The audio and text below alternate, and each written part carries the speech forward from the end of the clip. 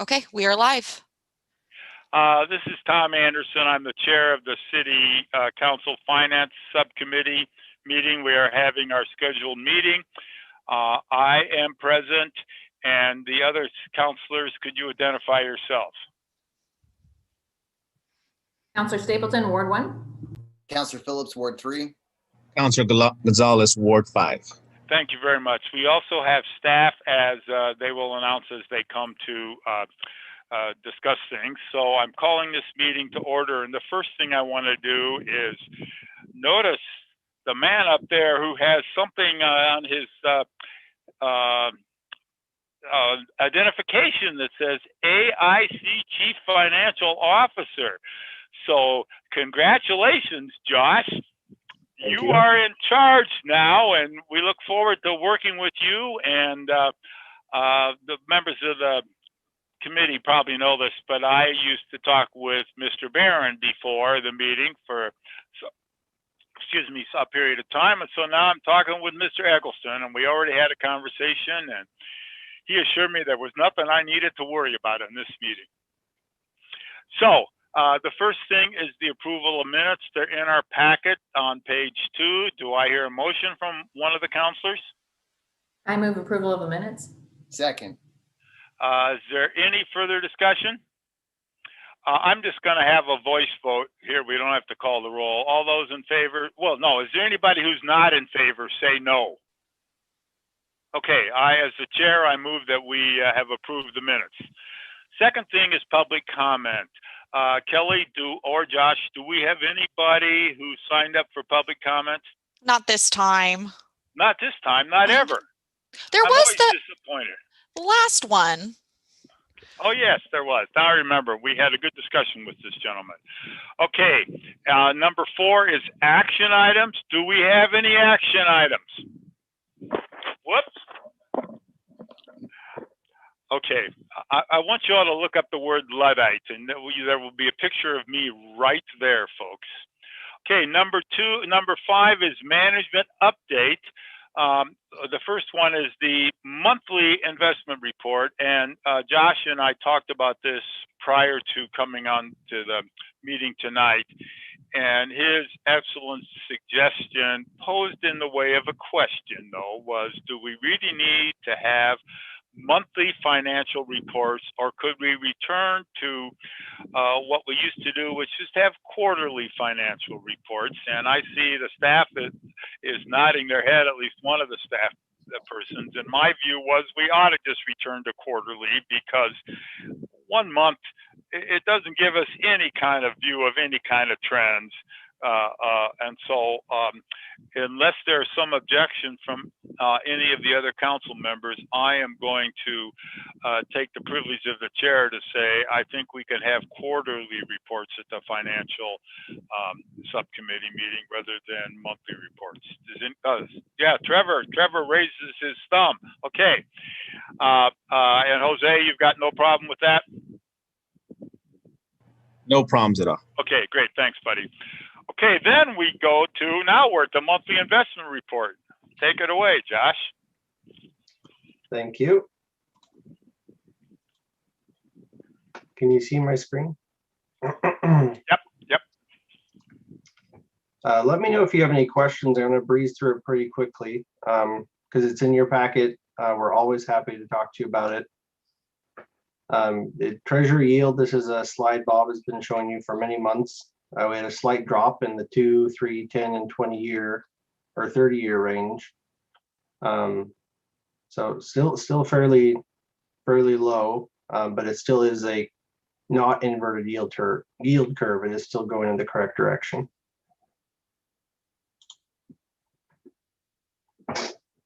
The LGIP, you'll see the total balance is there. On the left, you'll notice that the U.S. Bank and LGIP are managed by city staff, and then on the right, those are managed by PFM. You'll note that the short-term portfolio is down to 0, the ones managed by PFM right here, and that's due to the large debt payoff in June. So we used up that capital to make those payments, and then in the next month or so, we'll be adding back to that short-term portfolio. Any questions there? Great. This is the value trend and the investment sector compliance. We're still in compliance. We've increased the value of the market value. I was just, Anya was just telling me normally at this month we would see a drop due to those debt payments, but we received those ARPA funds, that 17 million, so it actually did increase month over month. And here's the market value trend by investment category. Again, you'll see that lack of short term that it'll return in the next month. That's it for investments. Any questions there? Great. No questions, Josh, but this is something that Councilor Stapleton and I discussed earlier, and that you and I discussed earlier as well. At one point, we were interested in some sort of responsible investment report from the financial department as to whether or not we are investing in industries that we would not want to be investing in, or sort of de facto endorsing as a city council. And the analogy I used with Mr. Eggleston was back when South Africa was deep into apartheid. Various governmental agencies in America said, we're not going to invest in any South African company. I would say the same thing about war manufacturers. I would say the same thing about companies that practice either racism or misogyny or something other than treating all people the same. And I understand that that's difficult to do because we don't invest in individual companies. We invest in market funds and other things, and we can't say everything is there. But I think at least we ought to look at some sort of policy and some sort of report at some point in the future about, you know, what our investment, not our strategy or goals, we know that, but how do we responsibly invest in different industries? Yes, Councilor Stapleton. Yeah, thanks. And I would assume that whoever we work with on our investments, you know, we're not the only city or company who's asking for this. I'm guessing that they may even have a policy or something that they can use to help guide them as they guide us. And so maybe not reinventing the wheel per se, right? But just asking for this from the folks that we are using as investment or investors. Yeah, that's a good point. Well, okay. If it's okay with you, Chair, we can bring back the investment policy for your consideration at the next meeting. We have an investment policy, but it focuses more on compliance and where the money is invested. And sector-wise, I will tell you, I've heard that it's very difficult to administer the type of policy you're talking about. Yeah. Well, it may well be, and that's kind of what I said. But until we determine that it's difficult to administer it, I think we ought to move in that direction. Sounds good. Okay. Now, I'm sorry I interrupted you on your report. Oh, no, all good. The next piece I'm going to go through is an overview of PBB, priority-based budgeting.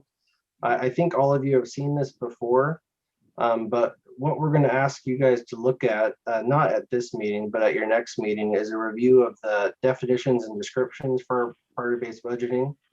I think it was probably about 4 years ago now, there was a council group that went through and picked and chose those definitions and descriptions, and I'll walk you through what those are. You know, it's been 4 years. I think there's some updates that could happen, some clarifications, you know, similar to how the strategic plan, the mission, vision, values, how those have been refined. I think this can use some refinement also. So before I just drop you into looking at that exercise, I think an overview might be beneficial to walk you through how they're used. And that's on page 35 of the agenda. Correct. But I'm going to show you a PowerPoint that kind of goes with that staff report. And let me know if I'm giving you too much detail or not enough. There's quite a few slides, and I know we're limited on time. We have 6 result areas. You should be familiar with them. You see them on your council agenda. You see them in the budget. You see them in your strategic plan. We use those same ones in priority-based budgeting. These are the kind of the high-level descriptions for each of the area or the wish position. So for good governance, natural environment stewardship, safe community, safe, reliable, and efficient infrastructure. And you can see these same descriptions in your packet. It's on that kind of placemat colorful page also. The whole idea for priority-based budgeting, it kind of comes back to this blueprint. And you might recognize this, but it comes with a fundamental question here on the left, whether or not you have new needs. So if you're a city and you're completely content, you have nothing more you need to fund, then you go here. You can maintain your current services, or you can lower your tax rates or refund taxpayers. I think we can all agree Salem's not in that spot. We do have new needs. We do have wishes for new programs or to enhance current programs. And just like in your personal finances, there's 2 levers that you can pull, right? You can free up or reallocate resources. You know, you're spending too much on your cable bill, you're going to spend it on something else instead. Or you can generate new revenue. You can pick up a side job, you can ask for a raise, something like that. So in this top area, the reallocating resources, you're looking at sourcing. Can you contract services? Can you provide services to other agencies and collect that revenue? Efficiencies, service levels, all things you can look at. I will tell you, over the last 20 years, Salem's gone through many exercises for efficiency, and it's down to the bone a little bit in a lot of areas. And that's why 2 years ago, the city council turned to this lever, the generate new revenue, and implemented the city operations fee.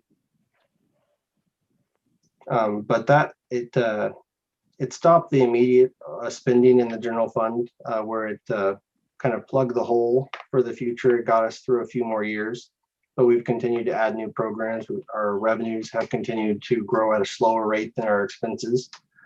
So we're back in this position where we have a need for new revenue or to free up and reallocate resources. So this is the fundamental equation, right, that we go back to for priority-based budgeting.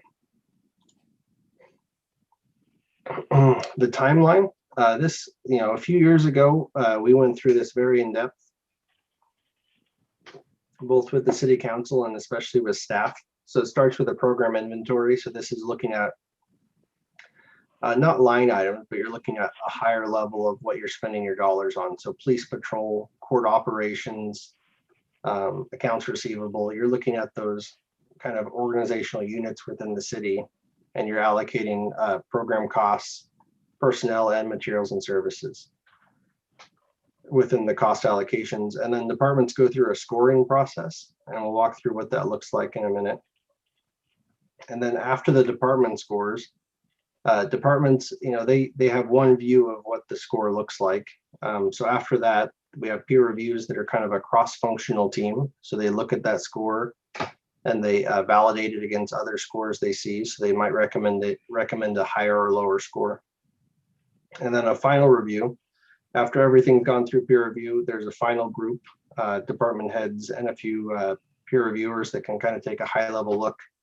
If there's a big discrepancy between what the department had and the peer review had, and there's not a good explanation for it, it can go to the final review. This is in your packet. This is the placemat, as it's commonly referred to. These are the descriptions and the definitions down here. A few years ago, it took up the whole wall in the city manager's conference room, pieces of paper on the wall. It was quite the exercise. And what we're looking at now is hopefully using the finance committee as a means to revise these descriptions and definitions.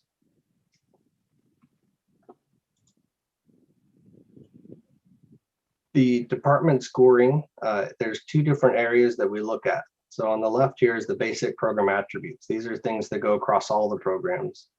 The demand, the mandate, is it required by the feds or the state government? the population, who does it serve? Are we reliant on it, or is the city relying on it? And is there cost recovery? And then the result area alignment is a score for each of the result areas based on these definitions. So a 4 would be the highest score. That means it's essential to that result area. So for example, police patrol, provides emergency services. We couldn't provide that emergency services without police patrol, so it would get a 4. It's very essential to that result. And then down to strong, some influence, minor influence, or no influence. I'm going to just breeze through these a little bit. BPA scoring for demand, it's just based on that change in demand. We look for data points here, but sometimes there's just not data points. So we look for anecdotal evidence of a change in demand for various programs. The mandate, this is pretty cut and dry and doesn't change very often. Who's requiring us to have that program? If it's ourselves, it's a 2 or a 1. If it's the state or the federal government, it could be a 3 or a 4. The population served, we've made some changes here, but there's a difference between actually serving the population versus being available to the whole population. So we've made that distinction between, like for the example, the library, it's open to everyone, but it might not be accessed by everyone. So we're making that switch between the two. And then cost recovery, at what level is it generating fees to cover the costs? And then reliance, are we the only game in town, or are there others that could provide the service?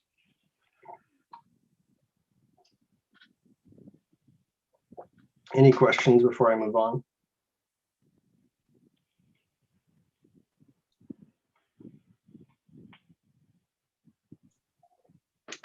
Seeing none. This is a little example to show you how the scoring actually works. So this is it's about $800,000 program, city tree maintenance. This is pre-ice storm, just to warn you. So this is the score that each of the peer review, after the peer reviewers got through it. So the demand is a 1. I'm sure right now that's about a 4 with how much demand has changed. Mandate, tree maintenance is in the right of way. We're required to maintain the trees. Population, most people drive on the roads, they see the trees or they use the parks. Reliance, we could contract it out, but we'd still have to manage it.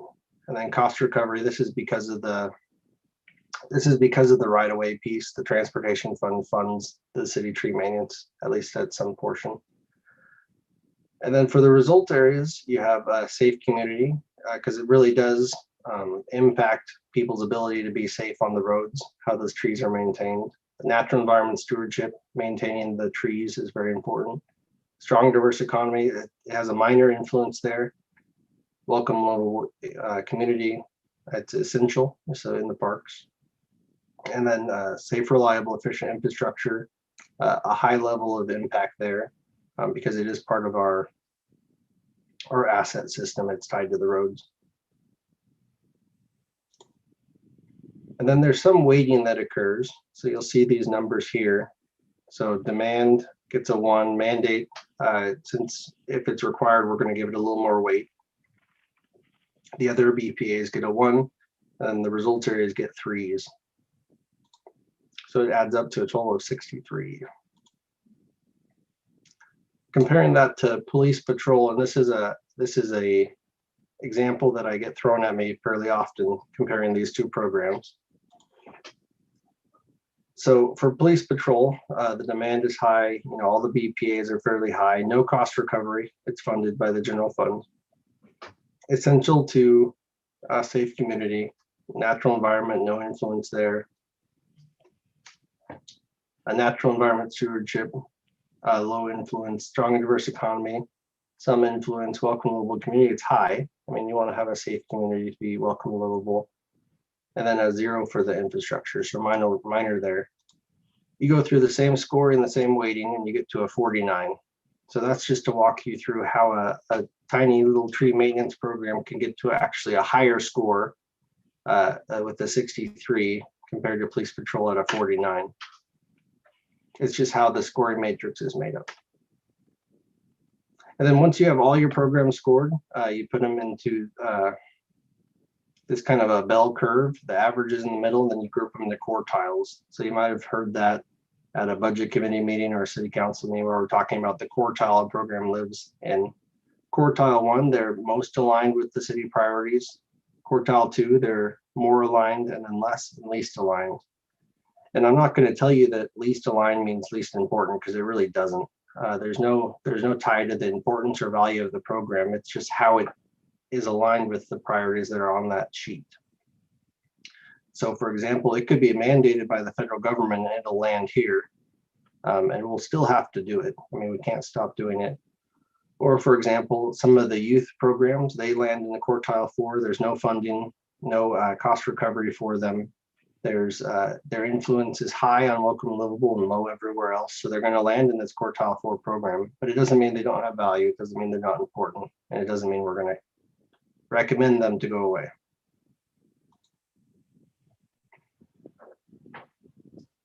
Just to show you a little bit where we're at. A couple of years ago, data creation, communication. We worked on putting the data together, getting it in the budget book. Resource reallocation and maximization. Fuel resources toward results of tomorrow, and leverage all of your community resources. I'd say we're straddling between steps 2 and 3 here with where we're at in the steps. There's more we can do. And that really leads us to the resource exploration exercise we've tried to do over the last couple of years. And it's really looking at a program and do we want to increase it, decrease it? Is it the status quo? Are there opportunities for cost recovery, insourcing, outsourcing? There's a couple links there with more resources. So that's it for the presentation. Where we want to go back to, it's going to be this City of Salem results area, this placemat here. So we're hoping to come back to you. I'm recommending probably a 2-hour meeting for the Finance Committee. It doesn't have to be on your regular night. We can do it some other time. Before council might not be the best time to take 2 hours for that. But we have some, go ahead. Yeah, I might suggest that we do it on one of the off Mondays, because I agree that we're going to be meetinged out here Yes. pretty quickly. The other question I have, and I was going to ask earlier, but I see there was, it was only on the screen for a little bit, but there was a very technical term that I'd like you to explain. It was in quotes. Big Okay. hairy. Big hairy. Big hairy. It was big hairy projects. That was what it said. It's a big hairy thing. The BPA, is that what? I don't know where, but I saw the words big hairy. You'll find it later, I'm sure. It might have been at the crossroads. slide Yeah. Okay, With the, it went away, but I'll try to find it. Hopefully I don't. Yeah. I understand what big hairy means. Yeah. Okay, is there any other serious questions for Mr. Eggleston? I have one, Yes. Tom. Oh, go ahead, Jose. Oh, no, go ahead, Virginia. Yeah. So just an interesting question about your rating. How does a tree maintenance program that ranks higher than police get such a small budget? How does that work? So this is where we need to layer performance management really on top of that alignment question, because allocating 800,000 to a tree program, it doesn't tell you if that's doing well or not. Is that enough or is it not enough? It really doesn't answer that question. The alignment doesn't tell you that either. So police patrol scored a little bit less. That doesn't mean it needs more funding. I can tell you it does, but it tells you where you could allocate more funding if it's identified as a need. Okay, thank you. Mr. Eggleston, this is Jose. The question I had with as far as those ratings, are those who performs those ratings? Is that within the city? Is that an outside company? Where do auditors jump in? Like, how does that fit? Where's the rest of this? Great question. So as I went through kind of early on, the department scores the program. So for example, in finance, we have budget development. So my team we would go through and score that program, and then it would go to the peer review team. So it's a cross-functional group of people across the city. So you might have someone from the fire department, from public works, from the police department, so maybe someone from finance, say probably average of 5 people on each of those peer review groups, and they review each program against the other program. So they can tell you, oh, well, this is a 3, but other programs like it are a 2. You know, should those be raised up or should this one be brought down? So they're kind of that enterprise level lens about where a program should land. And then the final review, that's kind of the opportunity for if it had a lot of movement. So if the department said it should be X and peer review said no, it should be 2 scores lower. So, and it shouldn't be a 4, it should be a 2. We're going to look at that to validate, hey, why did it move? You know, where was the miscommunication, either on the department side or the peer review side? So they'll look at that. There's no external review. I think even internally, we have trouble communicating the information you need to do that scoring. There's a lot of questions gets asked of departments. Having someone external, I think there'd be a lot of information to try to download and explain. It's definitely possible, but I think with that peer review process, it's pretty comprehensive. I mean, a lot of good questions gets asked. And we have a lot of people across the organization that get a lot more informed about things they have no idea about. So there's other side benefits of the process also. Thanks for the answer. And I know the Chief Trevor and the police department, every once in a while they'll say, for a city our size, we have this many sworn officers. Even though I think they use Eugene he uses Eugene a lot, knowing that we're nothing like Eugene. But any other data like that we could just to know where we might stand, as far as, just in general? It's a great question. I mean, I don't know where you guys are at in this process, but I know probably about a year ago, we told you guys we were putting together a performance management system. It's currently in process. There'll be an external portal for reporting management, performance management. We actually were looking to the finance committee as a possible sounding board for those metrics. Some of them are financial, but a lot of them aren't. The police department ones won't be financial, but often the financial or audit committee kind of serves in that body as they review performance management. So that's actually something that's coming here in the next year or so. Perfect, thank you. Any other questions?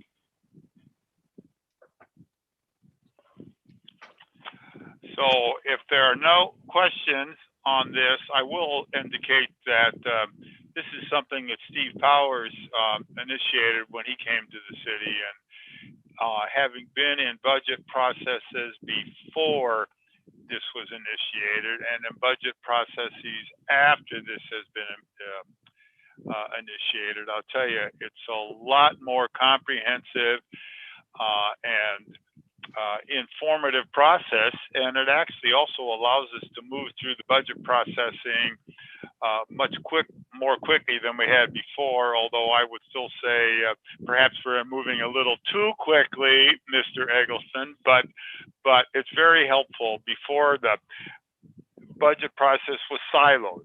Here's police, here's fire, here's parks, and we never saw how each department interacted with the other, and we never got the overall big picture. So I look forward to any tweaks we might be able to do as we look at it when you bring it back to us for a 2-hour meeting.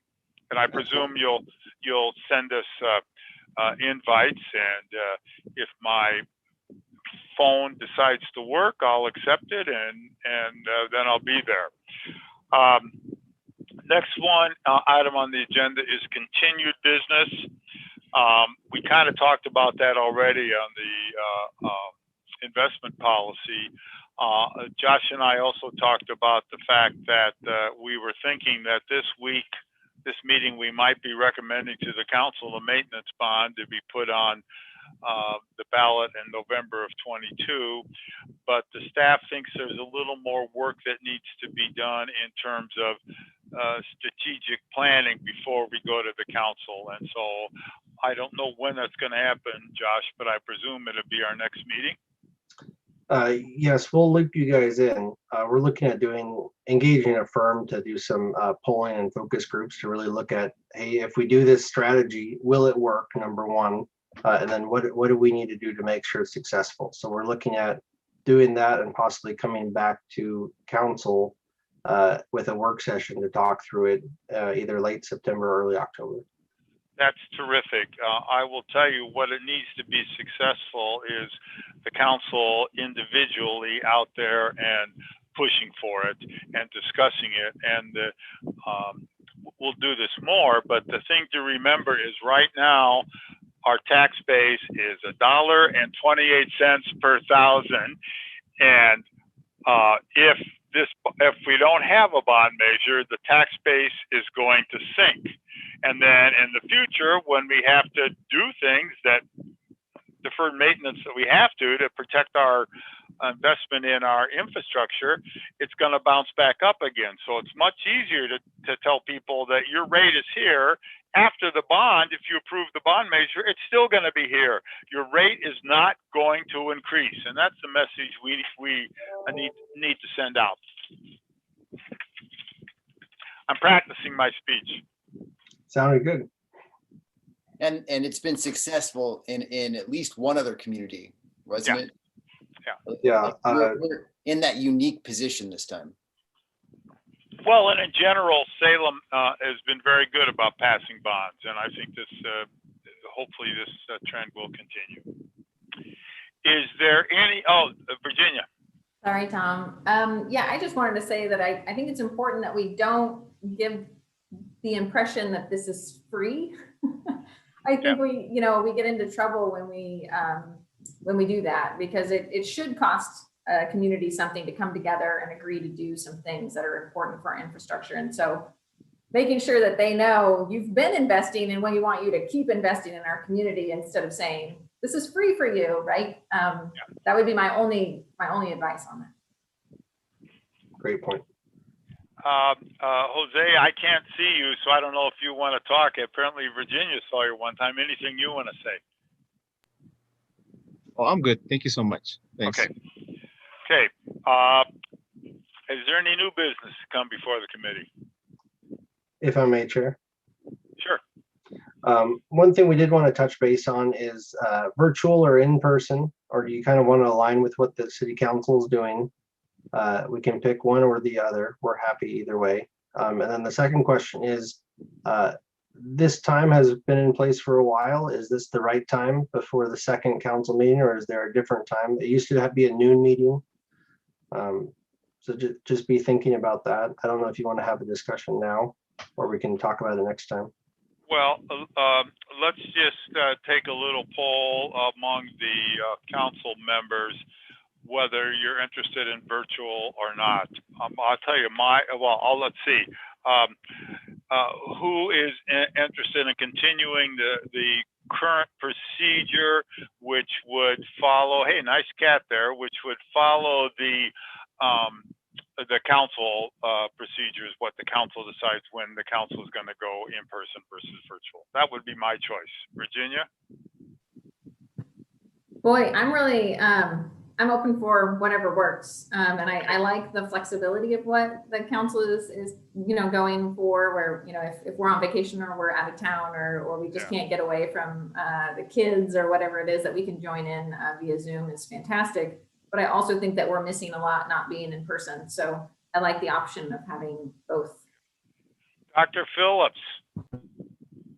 I was really gung-ho on meeting in person, but I think I might be pumping the brakes a little bit. We are seeing, across the nation and even in Oregon, a bit of an uptick recently. And then with, the variants like Delta that are just more infectious, I might be a little cautious, but I mean, I still think that in small groups, there is a lot to be gained by those nonverbal communication cues of in-person meetings. So just working out the technology, making sure that it could be like a hybrid situation where people can tune in remotely as well. And a lot of it will depend on what city council does, because it may be even more difficult to do one virtual and then one in person. So yeah. Jose. Yeah, for the sake of staffs, for their time and energy, just to mimic what we're doing at city council. Yeah, I would agree, and I would also add, for me personally, Jessica's 91-year-old father was burned out up the McKenzie River, and he's living with us. So we are more cautious than we might be if it was just the two of us. So I think we should just go ahead and follow the council procedures. Then your next issue was, do we want to meet at this time on a regular basis, or do we want to meet as prior committees might have done at noon?